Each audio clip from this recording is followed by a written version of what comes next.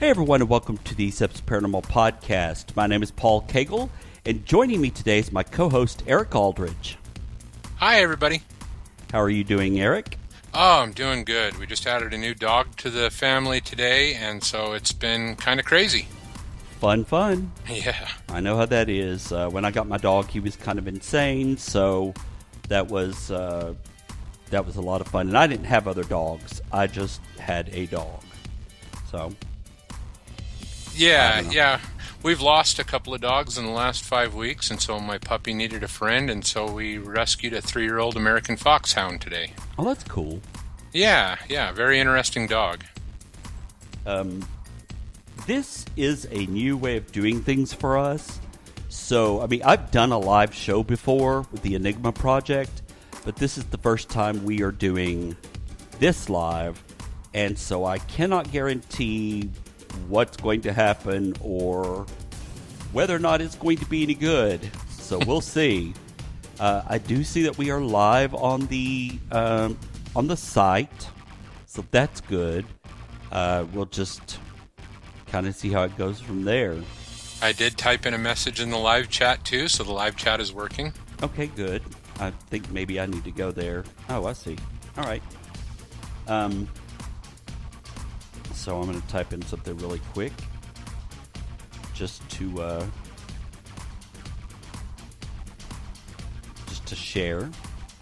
So Eric is the co-host. I'm the host.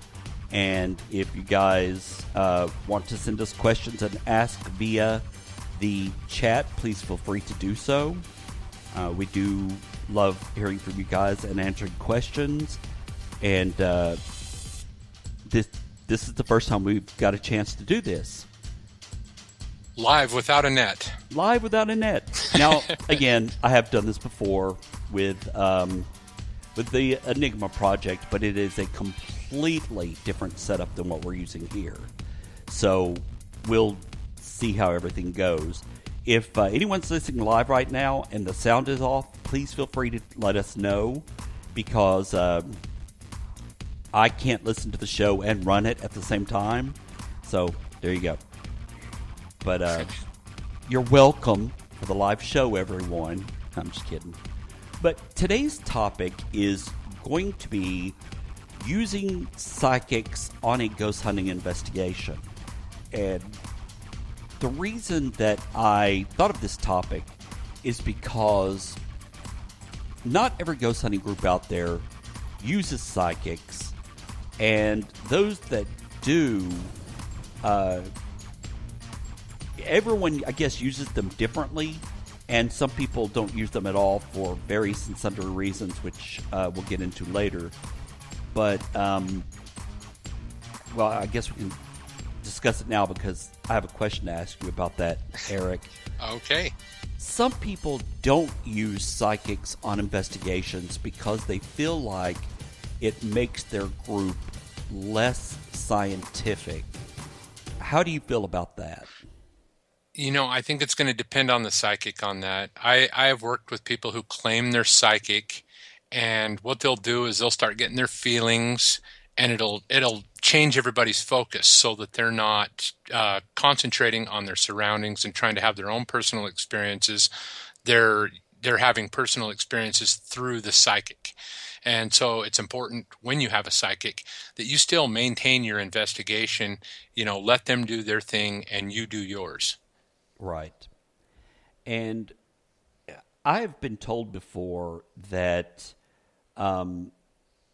people, before we use psychic, that I've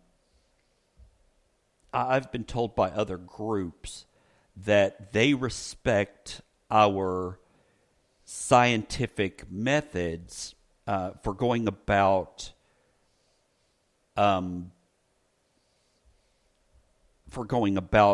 doing this, but I don't know that using a psychic or not using a psychic makes you any more or less scientific than one than the other. I think that it's a personal preference. And we never used a psychic before because I felt like it took us to a less scientific place. you know, as far as investigation going. And you know, I look at a psychic on an investigation as another piece of equipment, Right. basically. I mean, Exactly. you know, when you think about it, our K2s or whatever, you know, we're trusting what that piece of equipment is telling us is going on. And, you know, a psychic is no different, in my opinion. Well, with a K2, you know, you can look at the specifications and see exactly what energy it can read. With a psychic, you don't know if they're crazy, you don't know if they're making it up, you don't know if they're, you know, doing it for attention. You don't know what exactly their qualifications are. And you know, like you said, you kind of have to you kind of have to get to know the person, and you have to figure out who they are and what sort of psychic they are, because there are those that are the, oh, woe is me, I sense an evil spirit, and fall out on the floor and faint. And then, you know, you've got those that are like our psychic, which looks at the energies layer by layer and kind of peels them apart and tells you what he sees as he sees it. Now, I don't know if that's how your psychic works or not. Like I said, they are all different. Right. And, you know, both of the psychics that we use in our group, they actually have their own businesses where they give people psychic medium readings and tarot card readings. And, you know, it's something that they do for a living as well as, you know, with our group. So, I mean, that's kind of an important qualification for me personally, to have a psychic that, you know, is used to working with other people, working with the general public, and, you know, not just saying, hey, I'm psychic. Great. Join us on an investigation. And then they, you know, they turn into some made for TV drama fest. Right. And our psychic does not have a business doing psychic stuff. It's one of those things that he just kind of started doing and realized that he was psychic, that he was good at it, and then he just kind of started, you know, doing a little bit more and a little bit more and a little bit more until I invited him to join the group. He's done some psychic stuff for other groups as well, but until I invited him to join the group, and then just kind of you know, just kind of started feeling out what he does and how he does it. So, Sure. so that's kind of where we stood. And like you said, it's another tool to use to find out. And we don't solely go by the psychic. We don't say, well, your house is haunted because our psychic said it was. Right. You know, we go by looking at the energies and what's there. You know, we use the equipment first and we try to get a base reading, and then we kind of go from there. But something that I wanted to ask you about is, do you feel like you get better results with a psychic as opposed to without using one? Yeah, I mean, it depends on the investigation. The Orpheum Theater that we did a while back, we had outstanding results with our psychics and with personal experiences. Not so much on the cameras and everything. It was more personal experiences, and their psychic, you know, their feelings and everything really lined up with the stories going in, and we kept them completely in the dark going in. They knew nothing about, you know, the reports, and so they were able to kind of validate just with what they were feeling, the reports more than we could with our equipment. Right. And that's one thing that I kind of wanted to ask you about is, what is your process for using a psychic? How do you go about it? How do your psychics go about it? The psychics, I usually bring them in right as we're getting ready to investigate. They don't help with the equipment setup. You know, they get there as the investigation starts. They do not do a walkthrough and get feelings until the investigation is actually going on. We don't tell them anything about it, and most of them don't want to know, you know, anything going in anyway. And then, you know, when we use more than one, they do not interact during the night. one goes to one part of the building, one goes to the other, and then they basically make a circle, never coming into contact with each other. And then toward the end of the investigation, everybody gets together, and with them, we all compare notes. So that's it's a way to kind of validate any of their things if they experience the same thing. Or, when we use a single psychic, it's pretty much the same thing. They come in as the investigation starts. We have a camera with them at all times so that we can, document anything that they're having rather than trying to go from memory. Right. So that's pretty much the process we use.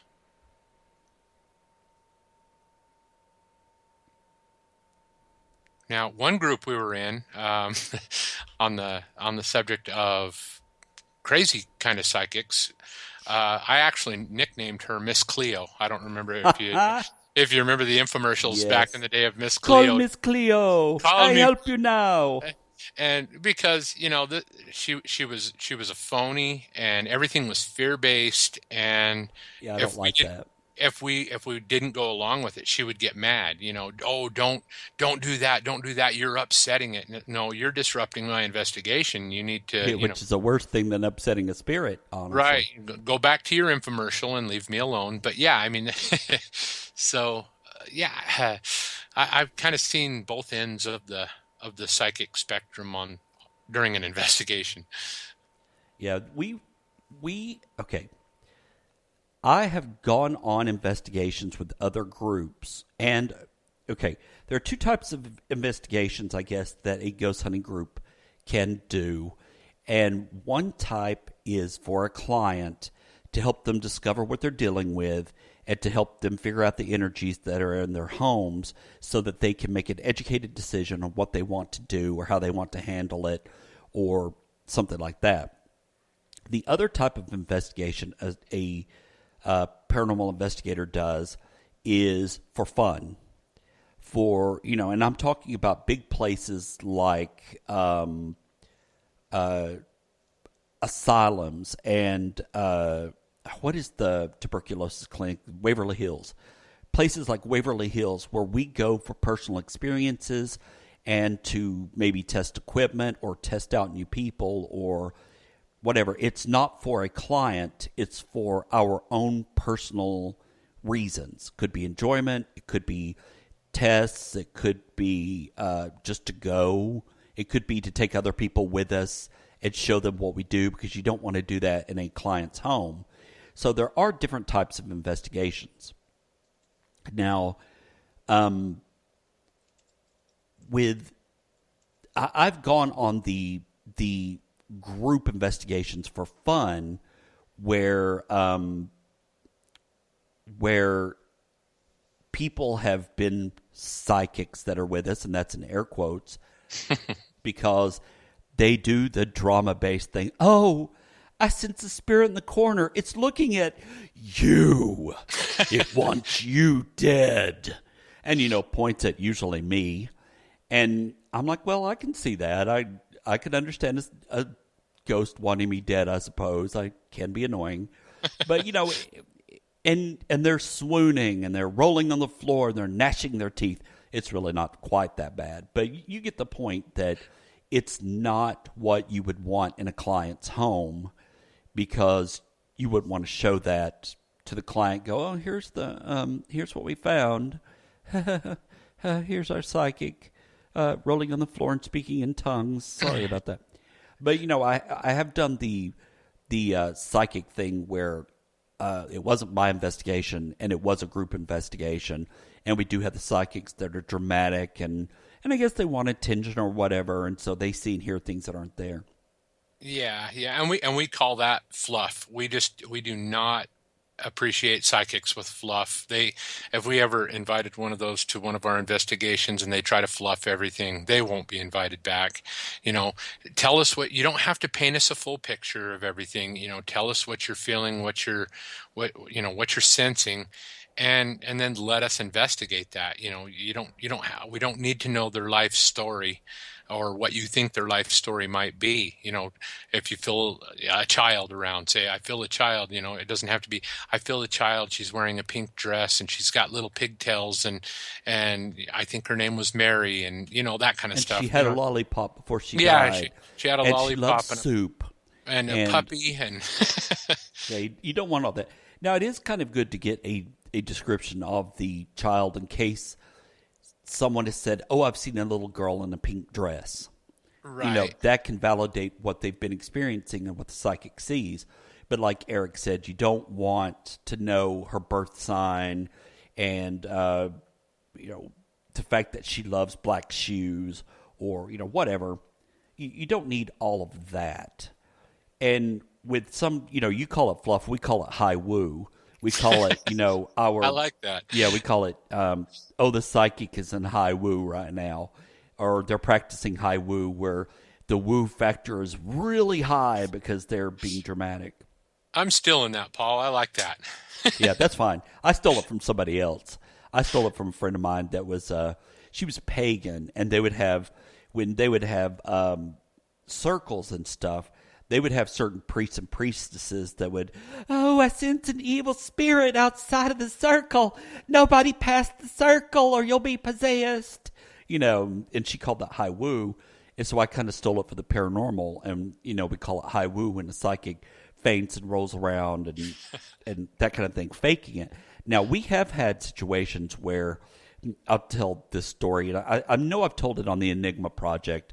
I don't know if I've told it on this show or not, but I had taken a friend of mine on an investigation, an open group investigation. It was one of the big ones, not for a client, to the Harriman bill or to the Temperance Building in Harriman, Tennessee.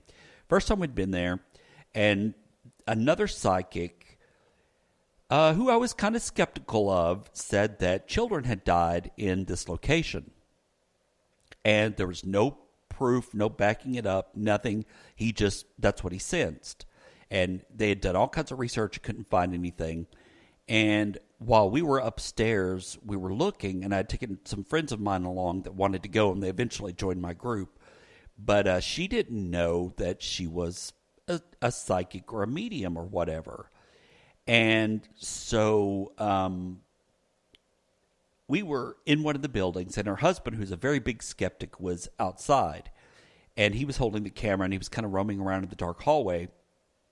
And from one of the rooms, his name is Dan, I heard a voice, and I have it on recording, but you can barely hear it. And a voice in the room is going, "Dan, Dan," trying to get his attention and get him to come in one of the rooms. And I'm like, "Did you hear that? Dan, someone's calling your name."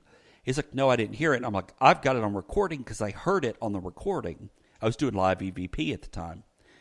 And so as we're saying that, she and I are in one room. He's outside the hall, standing near the room looking in where his name got called. And from behind me, a shadow the size of a child runs past me on my right and past my left as we're walking out of the room. So we walk out of the room, a shadow runs right and a shadow runs left. There's a big open area where you can look down onto the first floor. It's like just a walkway on four sides with a big open thing with a banister there to keep you from falling in. So on one side of the banisters, I see a child-sized shadow run. On the left side, I see a sized child shadow run. And Jenny, the one who had the psychic event, was standing in front of me, so she didn't see me react. But something ran from my right and then to my left, and I kind of looked both to my right and left really quickly, and she did the exact same thing when I did, without knowing what I was seeing. And she went, "What was that?" She said, "Two children just ran past us." And I said, "That's what I saw." And Dan, who's recording us the whole time, said, "You both reacted at the exact same time without talking to each other." Oh, that is excellent. And she walked out of the room and went, "I wonder what happened." And about that time, she grabbed her chest and she hit the ground. And I'm doing live EVP, so all I'm doing is listening around me, and I see her crumple. And I think, "Oh my God, this has been too much for her. She had a heart attack." And so I jerk the headphones off and I throw them down, and I throw down the recorder onto the ground. I just, I don't even care at that point what happens to them. And I kind of grab a hold of her. I'm like, "Are you okay?" And she goes, "Oh my God, he shot them." And I said, "What?" She looked at me and she's crying. And she says, "He shot them in the chest and killed them." And I'm like, "What are you talking about?" She said, "The two children that you and I saw run past us, he shot them and killed them." And she's just torn up over this. Dan's recording the whole thing because he knows I've got it in hand, and he knows I wouldn't let anything happen to his wife. So he's just recording, kind of staying out of it. And, he made sure she was okay. But, he's kind of letting me lead the questions and make sure she's okay. Because I'm like, "You didn't have a heart attack, right?" And she's like, "No, I felt him shoot them. I felt the pain. He shot him in the chest right here." And she was, kind of pointing at her heart. And so while we're talking, of course, my recorder's still recording on the ground. And I said, she's telling us, "Oh, he shot him. This is what happened. This is what happened. This is what happened." And I said, "Why don't they leave?" And she said, "They're stuck." And I said, "Well, what did he do to them? What did he do to these kids?" And she said, "He shot them and blah, blah, blah, blah." Well, when we go back and listen to my recording, when I say, "Why don't they leave?" and she says, "They're stuck," you hear a little kid right behind her say, "We're stuck." Oh my gosh. Right after she says it. And it echoes. So it sounds like a disembodied voice, not an EVP, because it echoes in the room. And then when you guys didn't hear it with your ears, though, when that happened, right? Not that I'm aware of. No, nobody heard it that I'm aware of. But it was really light. It was really low. And you could barely hear it on the recording, but you can hear it if you listen to it. And so she hits the ground, and she goes, "Oh, my God," And so when she says that, and I say, "Why don't they leave?" she said, "They're stuck." And the kid said, "We're stuck." Then I say, "Why? What did he do to them?" And you hear this man go, "I killed them," on the EVP, on the recorder.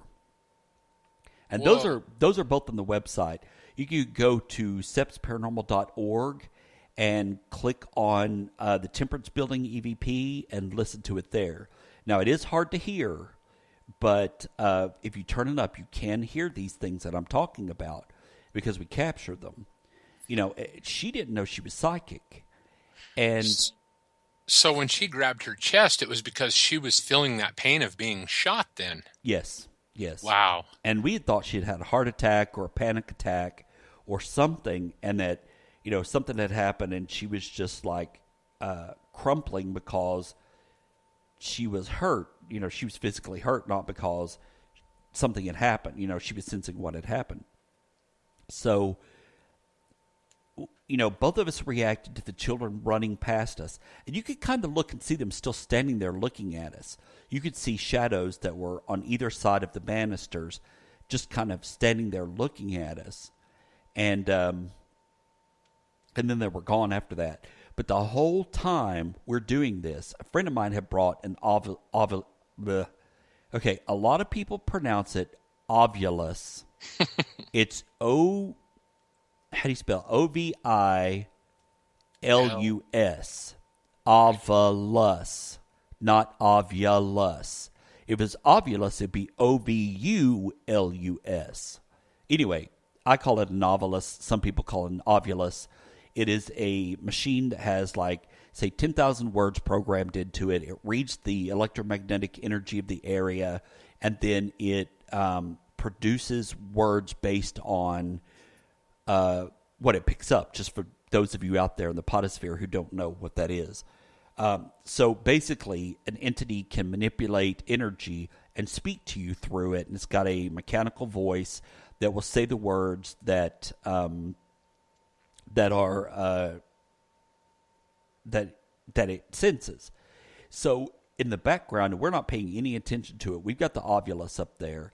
And you just mispronounced your own word. I know. I jump back and forth between it because some people pronounce it ovulus and some ovulus, so I jump back and forth between the two.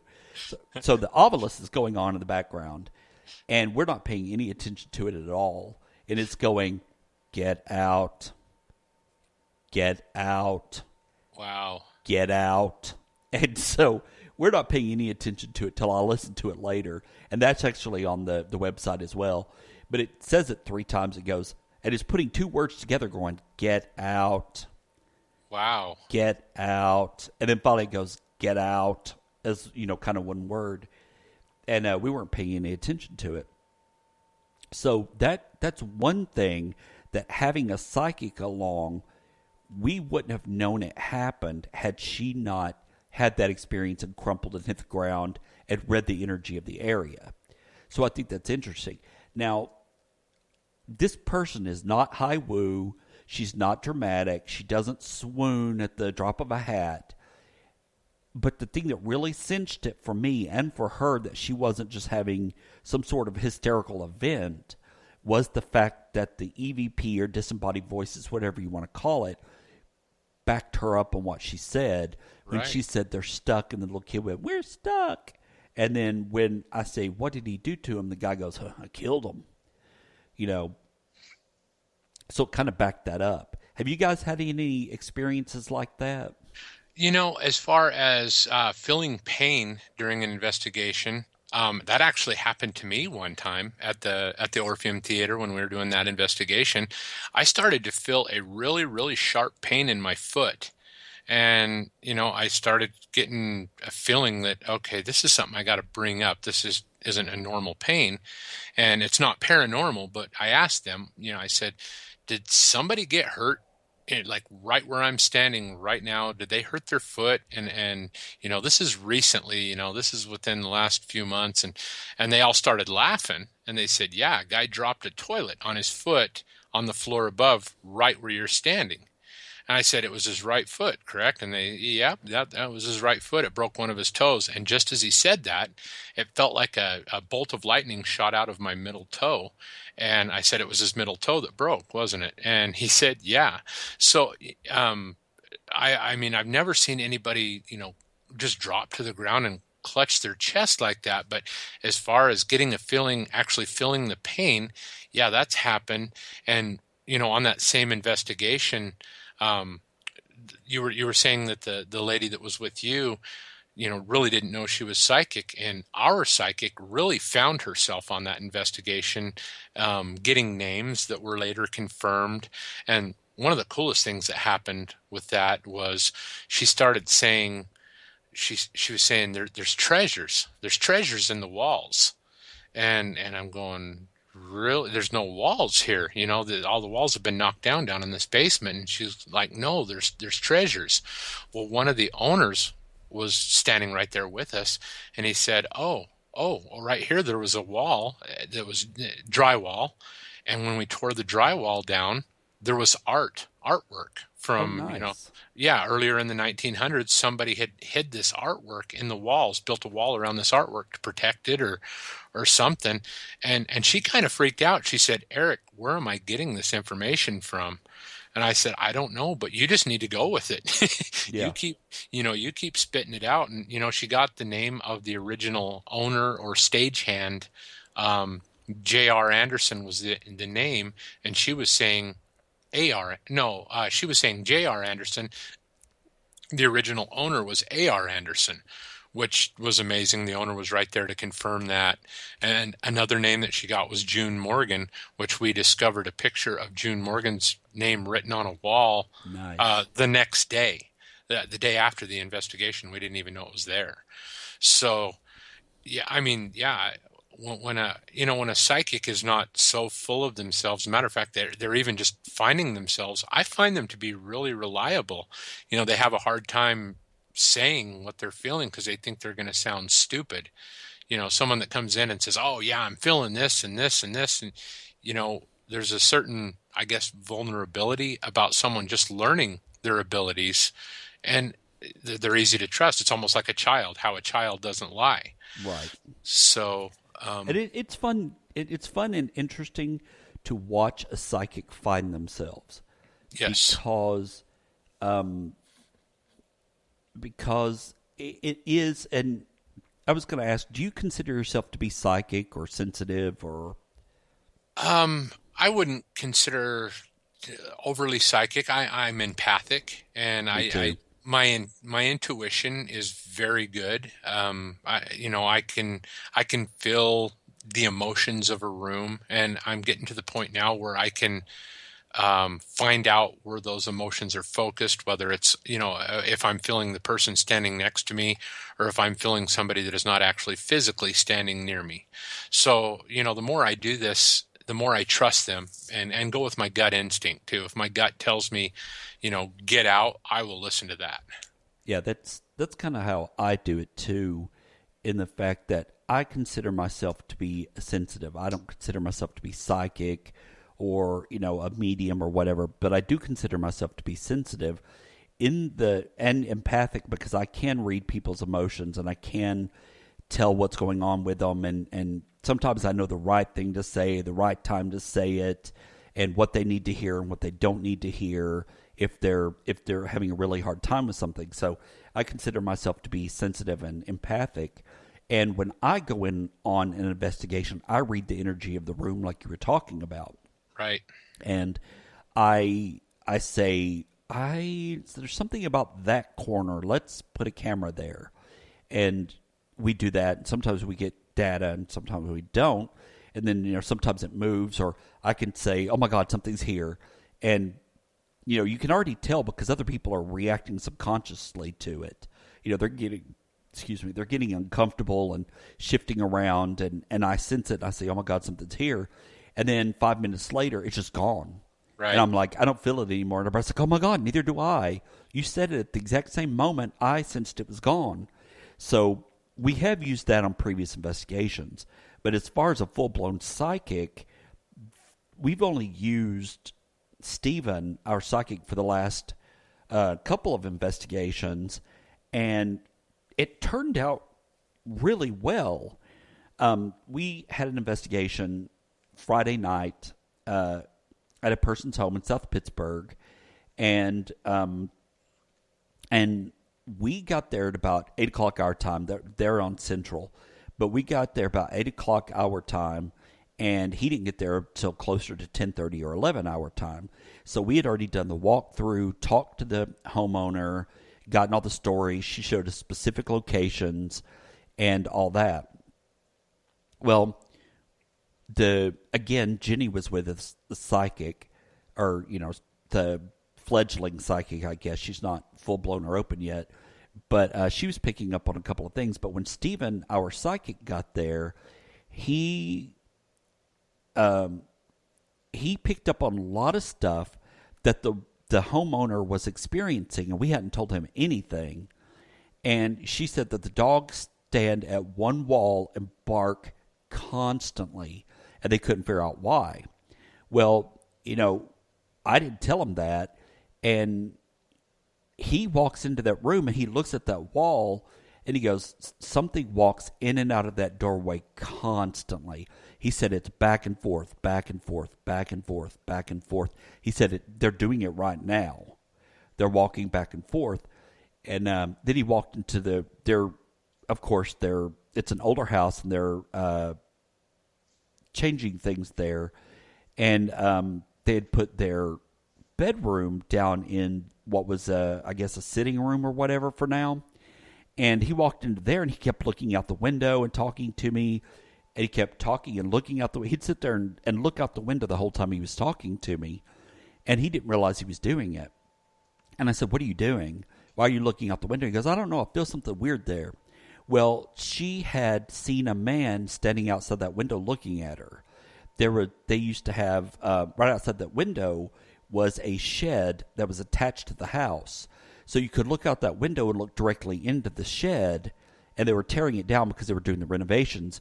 And she said she looked out there, and there was a man standing talking to someone, and it was pitch black out there, but she could see him like he was standing in sunlight. And he was talking to someone, and she said, we're tearing down the shed. That's it. We're done. But he kept looking out that window and didn't really know why. And I told him, he goes, well, that makes sense because I sense energy out there. And I said, well, that's where she saw the man talking. And but he said, there's a man that walks this pathway. And nobody was there with me when we told the story. Everybody else was either upstairs or in another room doing something. I don't remember. They left or something. They went outside, I think. Anyway, and he and I were the only two in there.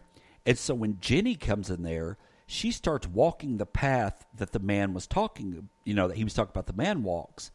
And Stephen's like, why are you doing this? She said, I don't know. I just feel like pacing back and forth right in this area. And he started laughing. He said, let me tell you what I sensed. And he told her, and she goes, that would explain it. That would explain why I sensed this.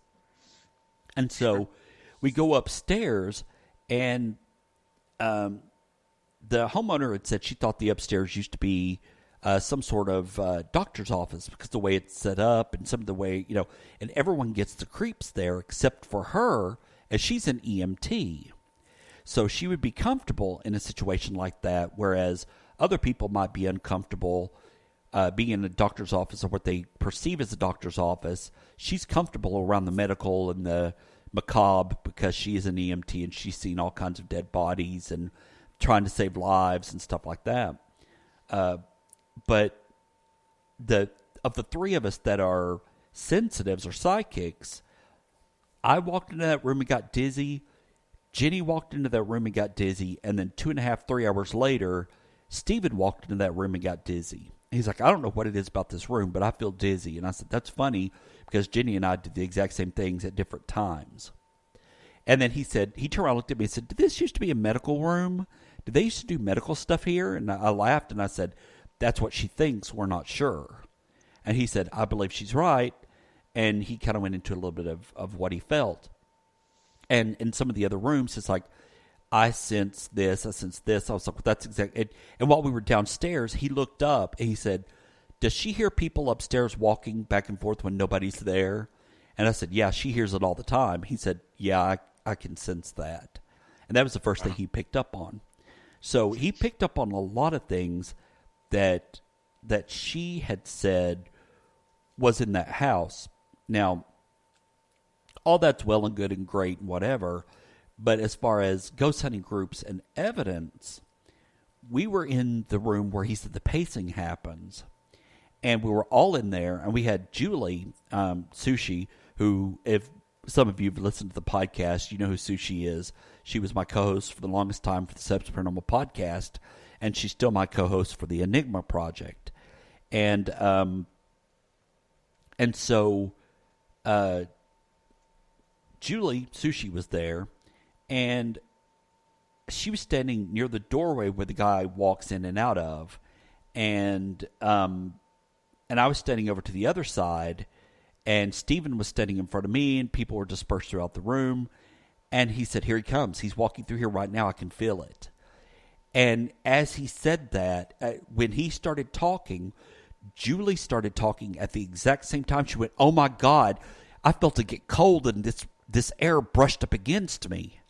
Wow. Very cool. And for Sushi to say that is like unheard of. Right. She's the biggest skeptic in the group and could explain anything away. But as he said, here he comes, she went, oh my God, it just got colder. I felt something brush past me. And I was doing live EVP trying to get footsteps. And as he said that, she said that, I had a headset on with the cord hanging down, and I was holding it out to my right, kind of holding it down towards the ground, trying to get footsteps. Something brushed past it and hit the cord, and I could hear it. Like, I could feel it vibrate, but it was the kind of cord that it was like, I don't know what it was about it, but as you moved it, you could kind of hear the cord moving. Right. And I heard something hit that cord, and it vibrated, and I could hear it in the headset. And I felt it brush against it, and it moved, physically moved. At the exact same time that he said, here he comes, she said, oh my God, it got cold, and I felt a brush of air. And then I got that at the exact same time they said all that. That is outstanding. If we hadn't have been using the psychic, we wouldn't have been there at the exact moment that it happened, and we would have missed that experience without a psychic. Now, does that prove the place is haunted? Not necessarily. But we do need to review the data. We do need to see what we got. And we did eventually take a camera down there and put it in the pathway of where the person walks back and forth. So we're hoping to get EVP or movement or something like that on the camera. But if you guys ever had something like that that's happened with your group, I didn't mean to talk so long. No, it's just you're all right. I wanted to like set up what happened to tell you exactly how profound it was that someone who was so skeptical actually couldn't explain away this experience. And I had to set it up. But have you guys ever had a situation like that? Not really. That is a really cool experience, especially where there was three of you involved, and it all happened at the same time, and different little things, yet they were the same, all happened to you guys. Right. That's very amazing, and especially with Sushi, that kind of blew me away. Did she has she changed her tune a little bit, or did she write that one off? No, she's still skeptical. I mean, and she should be. I mean, I'm skeptical. Yeah, I'm a believer, but I'm skeptical. I look at the fact of, did the air kick on at that moment when she felt the breeze? Did this happen? Could it have been this? Did somebody turn and maybe, but we're all standing still. And the thing with the air is that they had central heat and air, but when it kicked on, it got really, really loud. So there's no way you could have missed that the air had kicked on, and it right. didn't. It wasn't one of those situations where the air goes and gets really loud, and then she goes, oh, I felt a breeze. No, that didn't happen. And even she acknowledged, well, it wasn't the air kicking on. She's still going through what it could have been, but Sure. she acknowledges that it all happened simultaneously and could have been a paranormal event that that she experienced, because it wasn't like he went, oh, here it comes. And I went, oh, I felt this vibrate. And then 20 seconds later, she went, oh, I feel a breeze. It was all just boom, boom, boom right there together. And even she said that had to be significant, because I didn't even know what you were saying when I said, oh, my God, I felt a breeze and it got colder. Right. No, that's great, especially with her. I mean, when something happens, all that's happening, and then that happens to your biggest skeptic at the same time, where they have to even stop and say, hey, something's going on here. That's a nice little piece of evidence. It really is. Right. And I'm curious to see what we got on the audio and video. I haven't started reviewing it yet because I've been exhausted. I didn't even get home till like almost 4 or 5 in the morning, and then I was like, oh my God, I'm so tired. And then I was tired all day yesterday, and today I slept really late because I had a really bad headache. So it's a miracle this show is being done at all, really. With the day that Eric has had and the day I've had, it's a miracle this show is going out at all, but I'm glad we did it. Yeah. But I have a question for you, Paul. Have you Yes. ever heard of a psychic, whether it be on an investigation or otherwise, saying that certain people around them work as an amplifier or an antenna for their abilities? Because the two psychics that we use, they seem to really be amplified when I'm around. And I don't, I'll ask them questions and I'll keep the conversation going and, and try to help them relay what they're trying to say. But other than that, I don't do anything special. I'm just around them. And one of the psychics always wanted to take her husband because he was her antenna, as she put it. Everything it's amplified when he's around. And now that she's been around me a few times, she doesn't have to bring her husband anymore. Have you ever heard of an amplifier or an antenna? Not exactly like that. I have heard of people that can amplify your energy. Like, there are certain people, like you've heard of psychic vampires, that Sure. all they do is suck your energy and make you feel tired and drained. And then there are some people you can be around that make you feel uplifted and vibrant and alive and energized. Yes. I've heard of people like that, where they can feed you energy, or they're like a battery, so to speak, and they amplify energy and maybe, I guess, give you the ability to do more. But I've never heard of someone acting as an antenna, but that's very interesting. Yeah, I had never heard that before about a year ago when Layla and Tammy both told me that I am like an amplifier for them. So at least I'm doing something. I know I'm serving good. some purpose. That's good. Now, I have heard of people that can kill paranormal energies, and I've got like 3 of them in my group, and we call them. I call us the 3 sensitives and the 3 that are dead inside, because nothing happens around them. And Sushi is one of them. But Sushi, Dan, and Lee are the three that nothing ever happens to. I have gone to the Walking Horse Hotel in Tryon, Georgia, not Tryon, Georgia, a Walking Horse Hotel in Wartrace, Tennessee, and I've heard disembodied voices, people getting touched, getting their hair pulled, doors closed on their eye. I've seen and heard these things myself. We were there on Halloween one night, and we're trying to make it creepy, and, because they say fear feeds entities. And I told one of the girls, I said, why don't you get up and close the door? We were in one of the rooms upstairs. I realized I was talking really fast. But we were in one of the rooms upstairs, and I said, why don't you close the door, and let's see if we can make it creepy in here. And she got up and closed the door, and as soon as she did, from the other side of the door, you hear a disembodied voice of a man going, and I have that on recording. And I said, oh, my God, I just heard a guy laugh, and the leader of Office of Paranormal Studies that was there, Clint, he said, what did he sound like? And I did it, and he said, that's exactly what I heard. And he was sitting closer to the door, and I said, well, I actually recorded it. I have it on recording. So I've heard all this stuff, seen all this stuff, and I took Julie, I took Sushi and Lee one time, and I said, if nothing happens, I'm throwing you two out of the group because you're killing the paranormal energy. And we got there, and nothing happened that night at all. Nothing. And I was like, that's it, you're done. I'm done with you too, And I've joked about renting them out to houses that are haunted so that people can get a good night's sleep. Just let them stand in the room with them, and, the people sleep and nothing paranormal will happen, because it never happens around Sushi, Lee, or Dan. And, and I've kind of joked about it, but it's annoying at the same time. And we've often wondered, is that belief? Is it because they believe nothing paranormal is going to happen, so they suck the energy out of a room and nothing paranormal happens? Or is it because they don't believe? What is it about their energies that keep a paranormal event from happening? Have you ever had a situation like that where you've got people in your group or that go with your group that just totally suck the energy out of a room or prevent it from happening? Not really. I get a good gauge on people before they even enter the group. And, people like that just don't mesh well with me usually don't get invited in. But going back to last week's show, those guys might be good at cleansing homes. You should just start sending them in to do cleansings just by being there. We wouldn't need sage or anything. That's true, but if they don't believe they can cleanse a home, would it really happen? Because I'm not sure.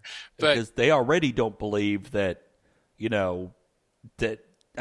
it's not that they don't believe in the paranormal, because, Sushi has said, when I ask her, she'll say, too many of my intelligent, low-key friends who aren't high drama have had too many paranormal experiences for me to discount it completely.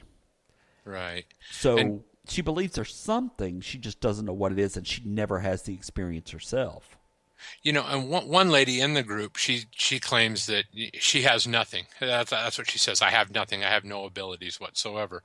And so stuff usually doesn't happen to her. But during the Albion event, she got to see a few things herself. So now she's feeling better about it. Yeah. She really wanted to see it, and just it seemed like everything would happen right before or right after she would come into a room, and then it would just stop. But at least she finally got to see something. Yeah, that's Dan, Lee, and Sushi. They all want to have an experience, but nothing ever happens around them. Now, I'm the exact opposite. All kinds of craziness will happen around me. If I'm somewhere, something weird happens no matter what. It's just the way it is. So I don't know. It's kind of weird, but just certain things happen to certain people and not others, and I've always wondered why. And I've wondered if it's just their belief in the paranormal or their lack of belief in the paranormal that that has created that. And I wonder what it would do to a psychic. Like if a psychic could read their energy? Well, I just wonder, although we didn't seem to have any problems Friday, but I've often wondered if Lee, Sushi and Dan in a room with a psychic would hinder their psychic energies to the point where they got nothing in a room. But that actually did not happen at the South Pittsburgh investigation. He had no problems whatsoever reading a room, even with them in it. Dan wasn't there. But with Lee and Sushi there, he still had no problems reading a room. Okay. So, it might just be the vibration their energetic vibration they're putting out that, something knows that they're not really open to communicating with them and stays away from them. It might be.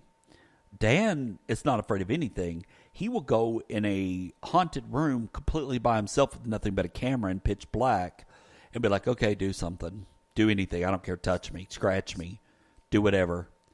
And, nothing happens. And I don't like him going off by himself because, if he tripped and fell or, whatever, then he could be up there hurt. We'd never know it. Right. So, we tried to be careful with that.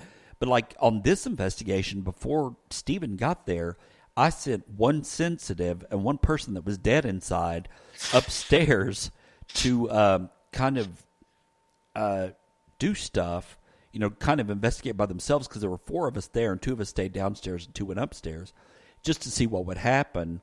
And I don't know what data they've collected yet. We've got to review it, but they didn't really have any personal experiences. Now, we did leave at one point in time, and we left Stephen and Jenny there alone. We went to get snacks, and they started seeing shadows move in there, and I think Jenny saw a guy standing, or no, after we came back, Lee was standing in a room, and Jenny saw someone walk up behind him, and there was no one there, and he turned around, and he didn't see a thing.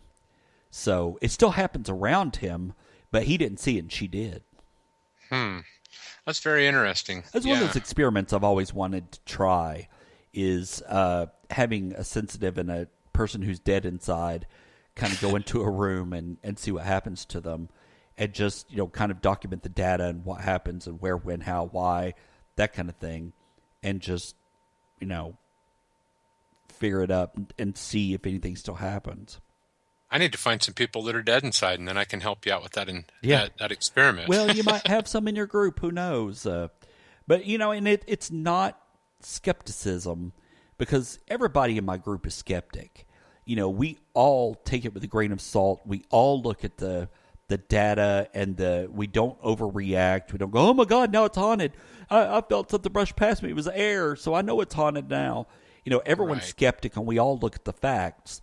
But we're open-minded skeptics, every single one of us, even those that haven't had paranormal experiences.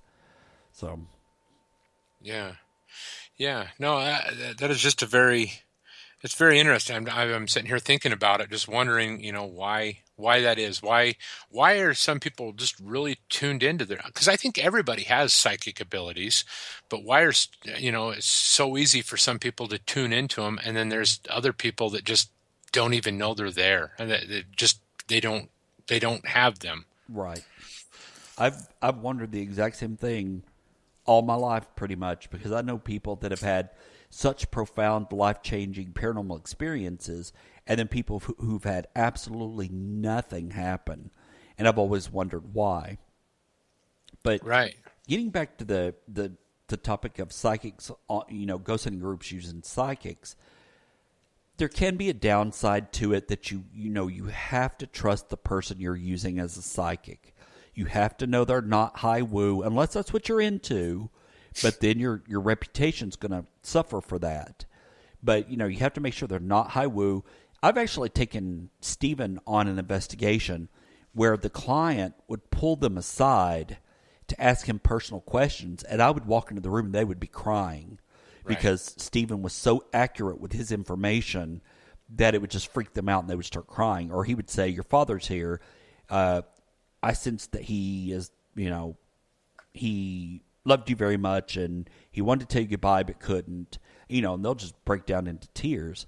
So, he's very good at what he does.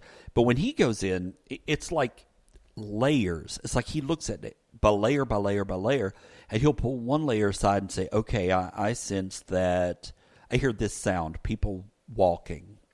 And then he'll look at the next layer and go, okay, there's pacing going back and forth because of anxiety.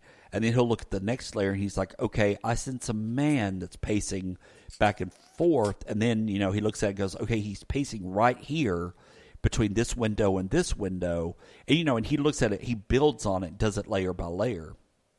And that is a great skill, because one of the psychics that we have, she gets flashes, she gets pictures, and, she has to try to make sense of a flash or a picture and, be able to communicate it to make sense to us. So that is really cool that he can go layer by layer like that. That's a great skill. Yeah. And we're almost out of time, but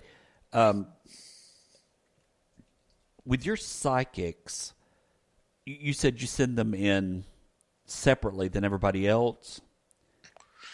No, we send them separate from each other. Oh, separate from each other. Okay. Yeah, no, they always have team members around them, with the equipment to record and their experiences and everything. But yeah, we keep, if there's more than one on an investigation, we keep them separate. Because the last thing we want to do is send them both into a room and then have a case of, as I call it, dueling banjos. Basically, they're trying to out psychic each other. Not that ours would do that. That'd be a great TV show. Yeah. Out psychic the psychic. Right. But, there is a certain amount of, insecurity that can happen with people, and, this person's getting this and this, I got to do better than that. And, we don't want that, even though with ours, we don't have to worry about that. But, it's best that happen.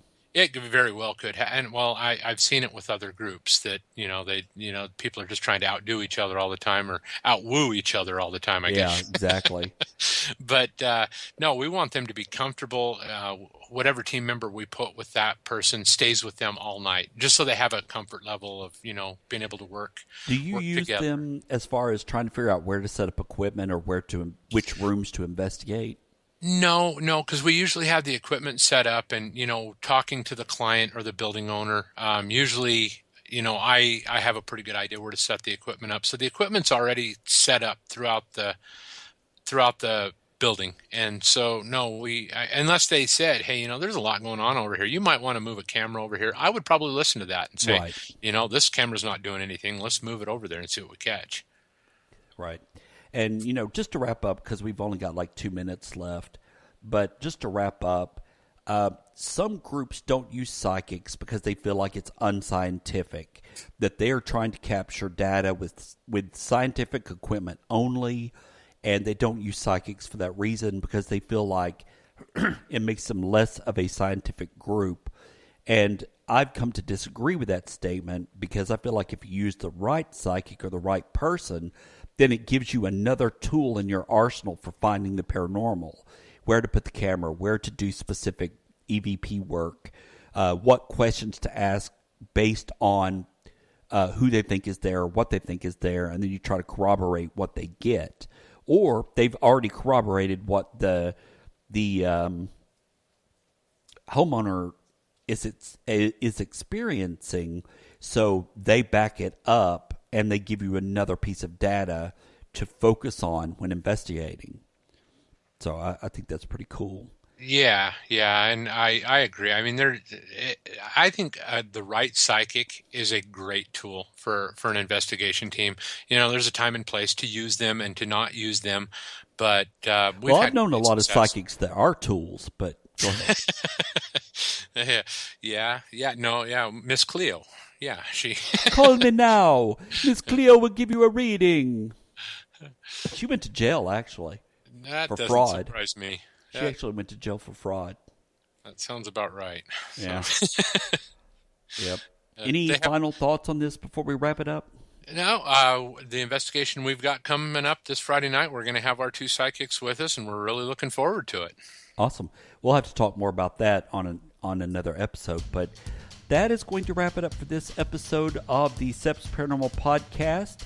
If you have any questions or comments for the show, please send them to Paul at sepsparanormal.org. Please check out our website at sepsparanormal.org. You can listen to the EVP that I was talking about from the Temperance Building. We have those there. They are hard to hear, so you might want to turn up the sound so that you can hear them, listen to them a couple of times, but you'll hear what I'm talking about. We will be back in 2 weeks. I think we're going to start doing live shows like this, so please feel free to visit us. We are on Spreaker now, Spreaker.com. Just look for the Steps Paranormal Podcast. We'll have a schedule up there. Check out our Facebook updates and check out stepsparanormal.org, where we will have all that information. But that's going to wrap it up for this episode, and we will be back in 2 weeks. Bye, everybody. Bye-bye.